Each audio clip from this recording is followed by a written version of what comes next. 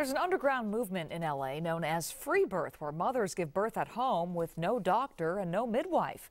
Pasadena mother Joya Roy comes from a medical family. Her father is a professor of gynecology at USC. Her mother is a registered nurse.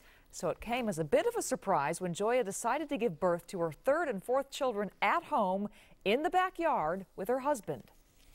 I see a baby. For some new mothers, childbirth is a family affair. Oh my God! It's beautiful. For others, it's something to be done alone. Oh my goodness.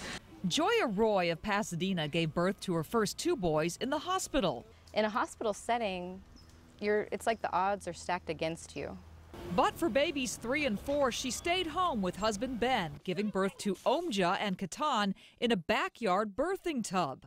It really brought us closer together to rely on each other. Omja, now 3 and a half, even got a front row seat to his baby brother's birth. But I was stayed up all night. Head is out.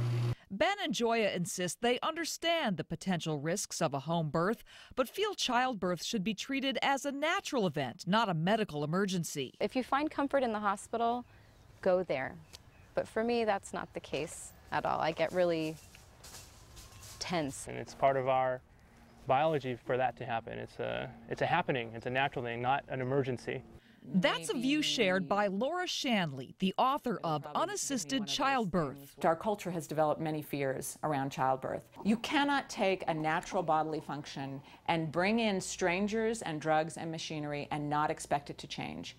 Laura gave birth to all 4 of her children at home. When I felt the time was right, I walked over to the bed, and seconds later, my baby just came flying out. And so my husband caught him in midair.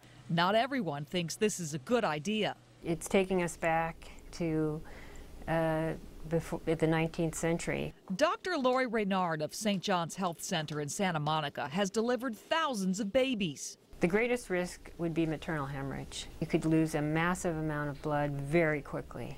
Every year, 500,000 women around the world die during childbirth, most in developing countries. Sometimes it's the children who die. Australian mother Janet Fraser is a leading advocate of unassisted birth, seen here with her first 2 children. Her third died this spring of apparent cardiac arrest during an unassisted birth. 95% of the time, things go smoothly in obstetrics. But then there's the other 5% where the bottom just falls out, and if you're not in a hospital, you can die or the baby can die. And there's really just too much at stake. Just a few hours, it can make such a crucial difference in your life or in the life of your baby. Why take that risk? For Joya Roy and her family, Katan's birth was a moment of family bonding. It was just really happy. It was like a party, a big celebration. It's okay, baby. You're beautiful. You're a perfect baby. That was Joya's second unassisted birth. Her first wasn't quite as smooth. Omja was born with the umbilical cord tightly wrapped around his neck twice. Joya says she simply reached down, unwound the cord, and everything was fine. If you'd like more information on the unassisted birth movement, you can log on to our website, abc7.com, and we'll link you. Those of you who want to use your backyard pools